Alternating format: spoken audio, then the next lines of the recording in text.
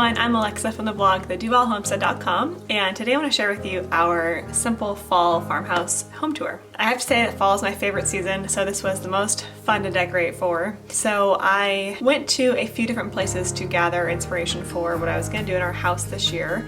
Usually what I do is we get pumpkins and we will put out Halloween decorations around Halloween time, but usually we wait till like the week before Halloween to do that. So right now it's just a lot of fall colors and apples. I have another video that is either going to be out or coming out by the time this video posts. That is a fall kind of thrift shop, craft store haul that I did. And so you'll see some of those things in this video. I like to keep things pretty simple, and I like to make things very natural looking. So I like to bring in elements of nature and whatnot, so you'll see a lot of natural elements in this video. I also just started sewing, which is brand new to me. I've never really been a sewer in my life, but the idea of making things for my own home with my hands is pretty exciting. I also think that whenever I sew something, it always looks so much better than something I bought from the store, just because maybe it's because I made it, but I think also because like the fabric looks different. So I've been really enjoying that. So I tried to sew a few things that you'll see in this tour too. We live in a little tiny homestead in the Pacific Northwest. It is really quite tiny. It's only on less than a quarter acre. And we try to grow some food and do some homesteading. But mostly my favorite thing to do is just working inside the house and cooking and taking care of our home, making it feel warm and welcoming and like it has its own life.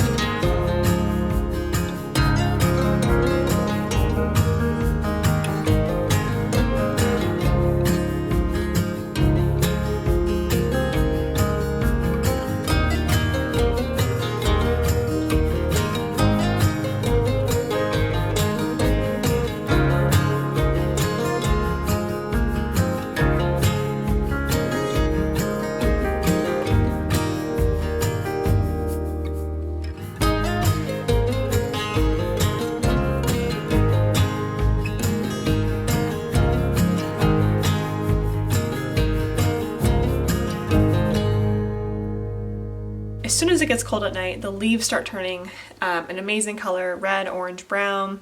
They start falling, and we're really lucky here in the Pacific Northwest to have just the most beautiful greenery. So I went and got some leaves, flattened them, and made this garland. And if you follow me on Instagram, you've seen this a bunch of times already now because I've been posting it. And then I grabbed some other kind of greenery from a local trail that we went on, and so I put those in little vases. These vases are definitely thrifted. I've been doing a combination of going to actual thrift stores and just using Facebook Marketplace, which I actually like Marketplace better than thrift stores.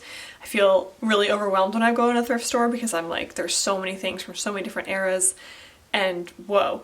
So Marketplace is better for me because I can just type what I want and I can pretty much find it, and then it will remember it for next time. So next time I log on, it'll say, hey, you were looking for, you know, vintage vases, and I'm like, okay, thank you.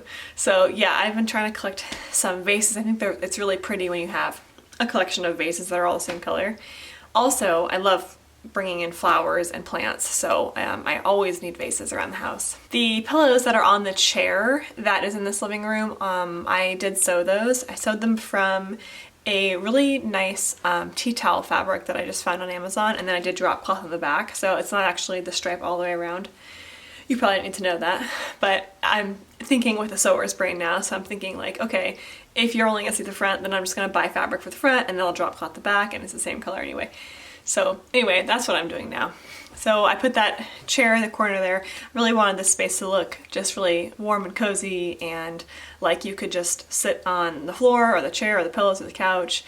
That's kind of always our goal. We love to have people over, especially during the holidays. So creating a place for people to sit, I find can actually be a struggle because you want the place to look nice, but you also don't want people standing around. You want them to be able to sit down somewhere. So I try to keep the ground soft because I always end up sitting on the floor. I don't know why, I'm a floor sitter.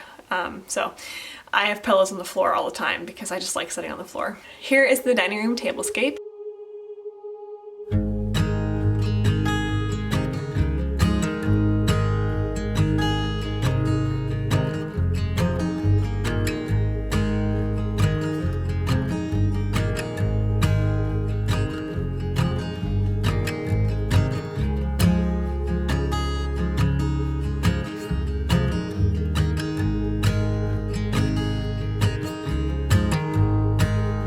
I kind of went all out for this one, and by that I just mean I spent a lot of time on it.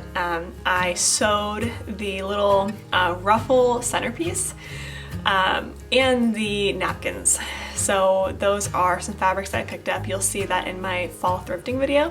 And I'm excited because I sewed these. Obviously, as a new sewer, I get really nervous every time I'm about to sew something because it's like, all right, I just bought this fabric. If it goes wrong, then it's all a waste, you know, and nothing's really, actually things have gone wrong, but not so bad. And so anyway, this was my first attempt at doing a ruffle stitch, so that's why I did that. I wanted to make sure I knew how to do a ruffle. Anyway, I just put pumpkins on the table, and this year I really went for the different shapes and sizes and colors kind of pumpkin scheme. So just a little bit of everything, and that's nice. These plates are from, I can't remember, I think Overstock, but I'll link them below if they're still available. I bought them last year for Thanksgiving, and I was really excited to take them out because they are perfect for fall or Thanksgiving, etc. Of course, I have a lot of candles going on in the house right now. One of my favorite ways to display candles is by using Glassy Babies, and that is the hand-blown glass votive holder, and then you put the votive inside. And what's really fun about those is that you can see through them depending on the type of glass and the pattern. So sometimes they're opaque and sometimes they're solid, and you know, it's more of a glow instead of seeing right through it. So if you aren't familiar with Glassy Baby, I will put a link below in this video. They are native to this area of the country, the Pacific Northwest, so everyone here has them. Also, we did build this table. This was a project that we endured this summer, and we are so excited about, obviously. My husband was the builder behind this table. I helped him with the design, the colors, and everything, and we filmed it and have a tutorial on the blog. I also have printable plans on the blog that are free, so if you want actual plans, it's about an 8-foot table, which can seat 8 to 10 people. We are still getting used to it actually. It's really big in the space. If you are an interior designer and you're watching this video, you might think, what a weird room. It's like a great room with kitchen and a living room, and then the big table takes up the whole space. And yeah, that is what's going on. But it's a farmhouse table and it feels better with our home. And so even though it's big for the space, we will grow into it. And one day we will probably have a bigger house. And so that will probably be a little bit easier to navigate. Right now it's tight in the room, but it's okay. We're totally fine with it because it's a farmhouse table. And we've got a bench on one side and some chairs on the other side. And I kind of mix match these chairs. I was thinking about maybe doing a video on how to mix match chairs for a dining room table because I think that that's becoming more popular to do. And it took me a few weeks to gather the chairs that we ultimately have at the table. So if you're interested in that, let me know. I can tell you the story. Okay, for the kitchen, this is going to be really quick because I'm going to be having a kitchen video coming out soon that's going to be a revamp video because we made some big changes to the kitchen and I'm really excited about it. So I want to be able to talk about them more, and you may not be super interested in that if you're watching this, so I don't want to go on about it. But just put a few pumpkins, and it's important to me to always have flowers in the kitchen because I spend a lot of time at the sink. So anytime I can have fresh flowers right there, I definitely like to do that. I also always have candles going in the fall and the winter. It is definitely the time to bring light in, especially whether it's raining all day or it just gets dark early. It's just having light is never a bad thing in the fall. Okay, moving on to the bedroom. This bedroom is still a work in process. We still have some kind of empty wall space and empty floor space that I would like to eventually fill. In a subtle way though, I feel like a bedroom should not be something crazy in terms of decor. I feel like it should be very calming because it's where you sleep and it's just a very personal space, and I don't think that it should have a bunch of flashy, crazy stuff in it. So we just have our bed in here and 2 bedside tables and a little framed song lyrics from Steve Tyrell's Kiss to Build a Dream On, which was actually a hand-me-down. It was a gift from my parents, but it's one of my favorite songs. I love Steve Tyrell, especially in the fall time. Actually, he's on my fall music playlist, which, by the way, I have a few songs that I listen to every single fall, and artists every single fall, and I will leave them in the description below if you want some good fall music. I'm just really worried about that. Every season I have like my songs that I have to listen to for each season, and in the summertime it's like Hawaiian ukulele music, and all of a sudden I'm done with that, and then it's fall. So I will brainstorm that now that I'm thinking about it and put it below this video. So I did sew this pillowcase and the 2 behind it. So the blue and black fabric is new, and then the black and white ticking stripe is not new, but I did sew that a couple months ago. And I also used leftover ticking stripe fabric to make a little curtain for my bedside table, and I added ruffles to it. If you're not a sewer, you're probably like, who cares? But if you're a sewer, you probably feel like, yay, because it's exciting whenever you actually get something done and it fits. So that's what I did on the bedside table. And I haven't done one on my husband's side yet because I ran out of fabric, so that's probably coming. He kind of saw mine and was like, why don't I have one? So I will do that. And I just brought some simple wheat in the house. I kind of was feeling a boho vibe, boho farmhouse, if that's a thing, in our home this year. So boho to me, I'm not an expert, but it means kind of neutral colors.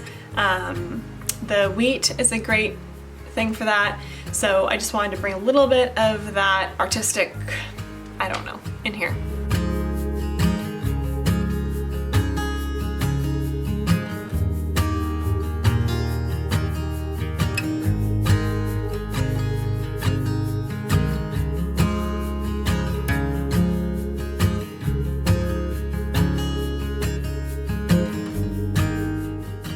For the front porch, we're just going to do a little sneak peek because I have another fall front porch video coming soon.